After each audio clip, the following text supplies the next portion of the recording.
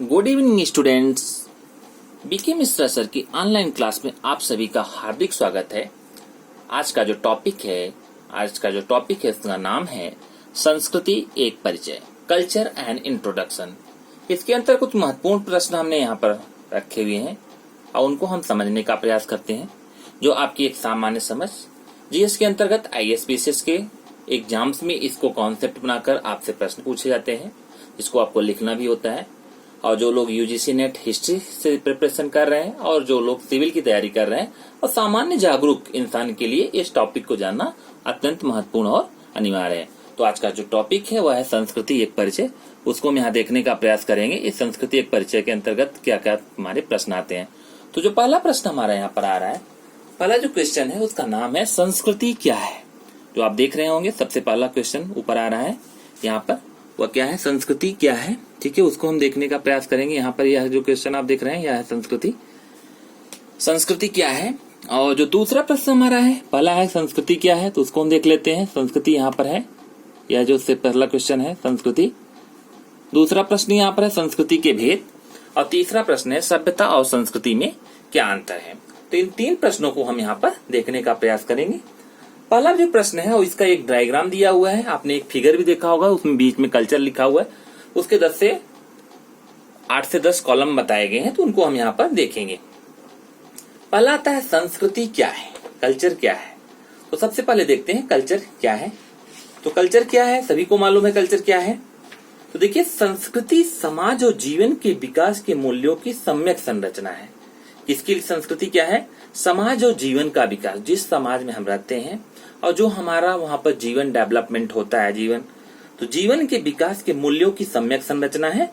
और यह समाज में अंतर्निहित गुणों और उच्चतम आदर्शों के सम्यक रूप का नाम है, जो उस समाज के सोचने, विचारने, कार्य करने, खाने पीने, बोलने, नृत्य, गायन, साहित्य, कला, वास्तु आदि में परिलक्षित होती है। तो संस्कृति कहाँ पर परिलक्षित होती है, तो यहाँ पर है, समाज में सोचने, विचारने, कार्य करने, खाने पीने, बोलने, नृत्य, गायन, साहित्य, कला, वास्तु आदि में परिलक्षित होती है। तीन सब जगह पर हमारी संस्कृति दिखती है। ठीक है, अगला जो हमारा है यहाँ पर, अगली चीज को देखते हैं।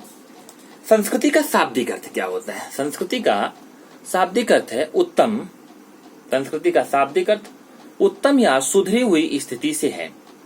संस्कृति किसी समाज में पाए जाने वाले उच्चतम मूल्यों और आदर्शों की वह चेतना है जो सामाजिक प्रथाओं, रीति रिवाजों, चित्तवृत्तियों,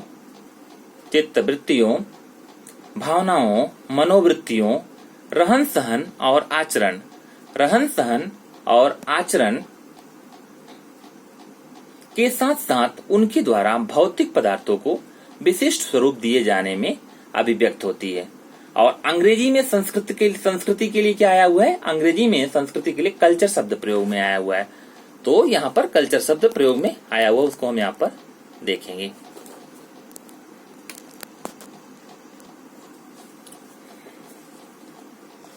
तो अंग्रेजी में संस्कृति के लिए कल्चर शब्द का प्रयोग किया गया, जो लैटिन भाषा के कल्ट या कल्टस से लिया गया है, जिसका शाब्दिक अर्थ है विकसित करना या परिष्कृत करना। और संक्षेप में संस्कृति अपनी बुद्धि के प्रयोग से अपनी चारों ओर की प्राकृतिक परिस्थितियों को निरंतर सुधारती और उन्नत करती रहती है। ऐसी प्रत्येक जीवन पद्धति, रीति रिवाज, रहन सहन, आचार विचार, नवीन अनुसंधान और वह आविष्कार जिससे मनुष्य के जीवन स्तर में बदलाव होता है और वह विचारों से पहले की अपेक्षा ऊंचा उठता है तथा सभ्य बनता है, संस्कृति का ही अंग है। सरल शब्दों में यदि हम कहना चाहें, सिंपल से सेंटेंस में, तो संस्कृति क्या है, संस्कृति उस विधि का प्रतीक है जिसमें हम सकारात्मक दिशा में सोचते और कार्य करते हैं। अब अगला आता है संस्कृति के भेद क्या है। संस्कृति के भेद क्या है उसको देखते हैं। दूसरा जो हमारा प्रश्न है संस्कृति के भेद। तो संस्कृति के भेद में क्या है, भौतिक, अभौतिक। अभौतिक क्या होता है, अभौतिक क्या होता है, भौतिक संस्कृति के अंतर्गत क्या होता है। संस्कृति के भेद क्या है, 2 भेद बताए गए यहाँ पर। 2 भेद कौन कौन से हैं, तो उसको हम देख लेते हैं। भेद तो कई होते हैं संस्कृति के, भेद और भाग बहुत होते हैं, लेकिन यहाँ पर हम 2 मुख्य भागों को देखते हैं। पहला है भौतिक। भौतिक संस्कृति के अंतर्गत प्रौद्योगिकी, कला के विभिन्न रूप, वास्तुकला, भौतिक वस्तुएं और घरेलू प्रयोग के सामान, कृषि, व्यापार एवं वाणिज्य, युद्ध एवं अन्य सामाजिक कार्यकलाप आदि शामिल हैं। तो भौतिक वस्तुओं में क्या क्या आता है? तो यहाँ पर प्रौद्योगिकी आती है, कला के विभिन्न रूप आते हैं, वास्तुकलाएं आती हैं, भौतिक वस्तुएं आती हैं और भौतिक वस्तुओं के अंतर्गत घरेलू सामान, घरेलू प्रयोग के सामान, कृषि, व्यापार एवं वाणिज्य और युद्ध एवं अन्य सामाजिक कार्यकलाप आदि इसके अंतर्गत आते हैं, जो भौतिक संस्कृति के भेद के अंतर्गत आते हैं। दूसरा है हमारा अभौतिक संस्कृति। अभौतिक संस्कृति से क्या तात्पर्य है? तो अभौतिक संस्कृति से तात्पर्य साहित्यिक, दार्शनिक और बौद्धिक परंपराओं, विश्वासों, मिथकों, दंत कथाओं तथा आदर्शों, भावनाओं और वाचिक मतलब बोलने से वाचिक परंपराओं का बोध होता है। तो अभौतिक संस्कृति से क्या बोध होता है और भौतिक संस्कृति से क्या बोध होता है, इन दोनों को हमने यहाँ पर देखा। अब जो हमारे भारतवर्ष के जो प्रथम प्रधानमंत्री थे वो कौन थे? जवाहरलाल नेहरू। जवाहरलाल नेहरू ने संस्कृति के संदर्भ में क्या स्टेटमेंट दिया? तो जवाहरलाल नेहरू के अनुसार संस्कृति की कोई निश्चित परिभाषा नहीं दी जा सकती, परंतु संस्कृति की कोई निश्चित परिभाषा नहीं दी जा सकती, परंतु संस्कृति के लक्षण देखे जा सकते हैं।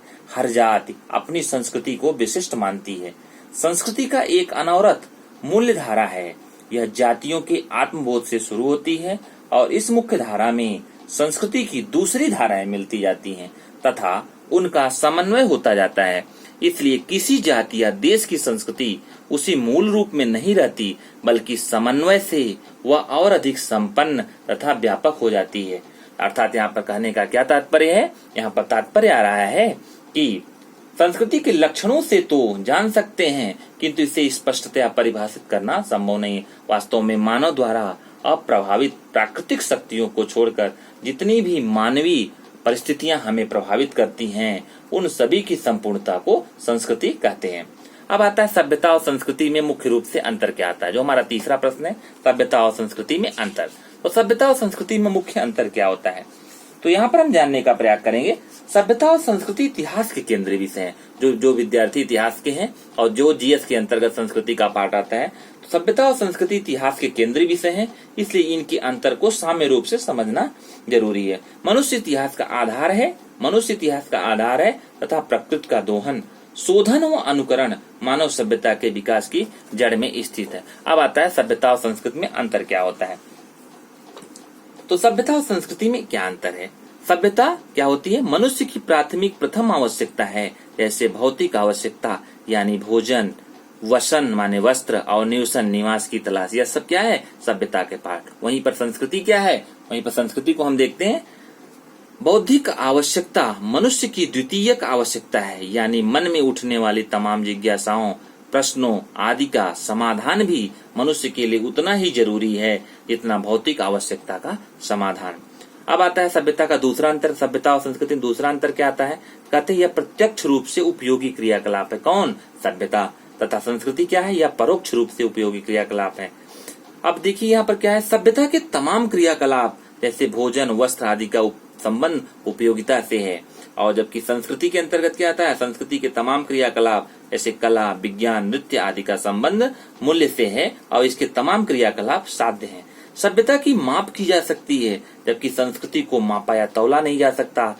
सभ्यता का प्रसार तीव्र गति से होता है, जबकि संस्कृति का प्रसार धीरे धीरे लेकिन लगातार होता है। सभ्यता की उन्नति अल्पकाल में होती है और संस्कृति विश्व सभ्यता की परिणति होती है। सभ्यता में गहराई का अभाव होता है, जबकि संस्कृति में गहराई होती है। सभ्यता में सुधार किया जा सकता है, लेकिन संस्कृति में सुधार की गुंजाइश बहुत कम होती है। तो इन दोनों अंतरों को हमने यहाँ पर देखा कि संस्कृति और सभ्यता कैसे एक दूसरे से भिन्न होती हैं। संस्कृति मानव के अंतर मन का उच्चतम स्तर है। मानव केवल शरीर मात्र नहीं है, वह 3 स्तरों पर जीता है तथा व्यवहार करता है, भौतिक, मानसिक तथा आध्यात्मिक। यद्यप सामाजिक और राजनैतिक रूप से जीवन जीने के उत्तम तरीकों को चारों ओर की प्रकृति का बेहतर उपयोग सभ्यता कहलाती है, परंतु यह सुसंस्कृति होने के लिए पर्याप्त नहीं है। जब व्यक्ति की बुद्धि तथा अंतरात्मा के गहन स्तरों की अभिव्यक्ति होती है तो उसे सुसंस्कृत कह सकते हैं। तो आज हमने देखा संस्कृति एक सामान्य परिचय, संस्कृति क्या है, संस्कृति के भेद कितने होते हैं, सभ्यता और संस्कृति में सामान्य रूप से अंतर क्या होता है।